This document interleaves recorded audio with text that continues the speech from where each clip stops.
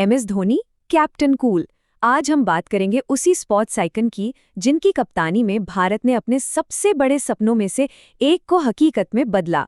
तो चलिए शुरू करते हैं MS धोनी की ये शानदार कहानी।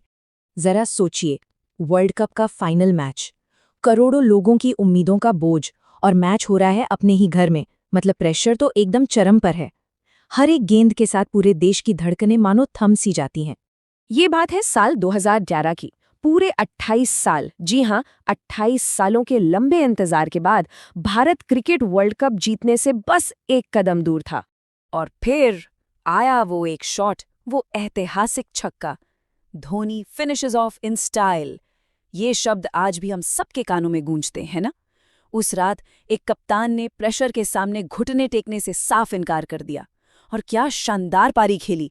91 रन नॉट आउट बनाकर करोड़ों लोगों का सपना पूरा कर दिया।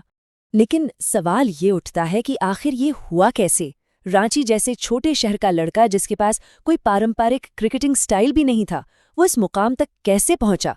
कैसे वो एक ऐसा लीडर बना जिसने 1 अरब लोगों के सपनों को सच कर दिखाया? अच्छा, इस कहानी को समझने के लिए हमें थोड़ा पीछे चलना होगा, एकदम शुरुआत में।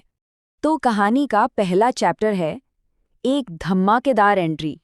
मतलब धोनी का वर्ल्ड स्टेज पर आना किसी धमाके से कम था ही नहीं। देखिए जरा उनका सफर कितनी तेजी से आगे बढ़ा। 2004 में इंटरनेशनल डेब्यू किया और कुछ ही टाइम बाद अपने 5वें ही मैच में पाकिस्तान के खिलाफ बूम 148 रनों की तूफानी पारी। यही वो टाइम था जब दुनिया ने पहली बार उनके वो लंबे बाल और एकदम बेखौफ बैटिंग का स्टाइल देखा। और फिर क्या था, 1 साल के अंदर ही वो टेस्ट टीम में थे और जल्द ही अपना पहला टेस्ट शतक भी लगा दिया। अच्छा, जिन लोगों को क्रिकेट के बारे में ज्यादा नहीं पता, उनके लिए एक छोटी सी बात। सेंचुरी या शतक का मतलब होता है एक ही इनिंग्स में 100 या उससे ज्यादा रन बनाना। और ये बैटिंग में एक बहुत बड़ी बात मानी जाती है। अब आते हैं कहानी के अगले हिस्से पर, देश की कप्तानी। देखिए, धोनी का असर सिर्फ उनकी बैटिंग तक ही सीमित नहीं था, उससे कहीं ज्यादा था। जरा सोचिए, साल 2007 जब धोनी को कप्तानी दी गई तो बहुत से लोग हैरान थे। अरे वो तो नए थे, ज्यादा एक्सपीरियंस भी नहीं था। लेकिन सेलेक्टर्स को उनमें कुछ तो खास दिखा।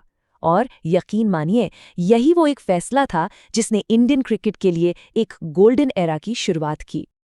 और उनकी लीडरशिप का नतीजा वो तो सबके सामने है। मैदान पर उनका वो शांत दिमाग और ऐसे ऐसे फैसले लेना जो किसी ने सोचे भी ना हो।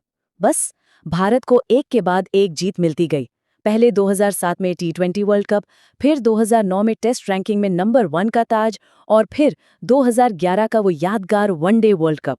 और ऐसा नहीं है कि वो सिर्फ टीम को ही जिता रहे थे। धोनी ने इंडिविजुअली भी अपना लोहा मनवाया।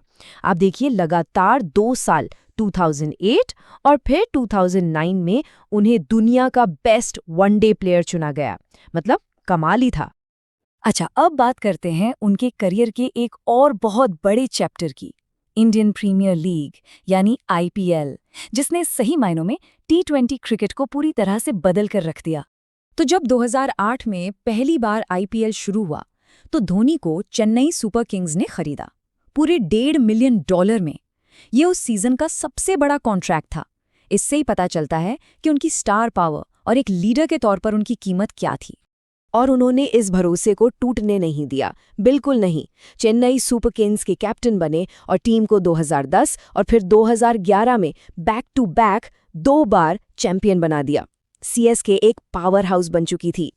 लेकिन फिर कहानी में एक ट्विस्ट आया, एक बहुत बड़ा झटका। साल 2016 में चेन्नई सुपर किंग्स फ्रेंचाइजी पर 2 साल का बैन लग गया। टीम का भविष्य एकदम धुंधला हो गया। अब सवाल ये था कि क्या ये चैंपियन टीम और इसका ये चैंपियन लीडर इस झटके से उभर कर वापस आ पाएगा? और वापसी हुई, क्या जबरदस्त वापसी हुई। 2018 में CSK की टीम लौटी और धोनी की कप्तानी में आते ही उसी साल IPL की ट्रॉफी जीत ली। और कहानी यही खत्म नहीं हुई। 2021 में उन्होंने फिर से ये कर दिखाया। सच कहूं तो ये किसी फिल्मी कहानी से कम नहीं है। तो चलिए अब इस पूरी कहानी को समेटते हैं और उनकी लेगेसी को, उनकी विरासत को कुछ नंबरों के जरिए देखते हैं। 331, ये नंबर देखिए, धोनी ने 331 इंटरनेशनल मैचों में भारत की कप्तानी की है। पता है इसका मतलब क्या है? ये क्रिकेट की हिस्ट्री में किसी भी कैप्टन से ज्यादा है। इतने लंबे समय तक टीम को लीड करना, टॉप पर बने रहना, यही तो उनकी महानता का सबसे बड़ा सबूत है।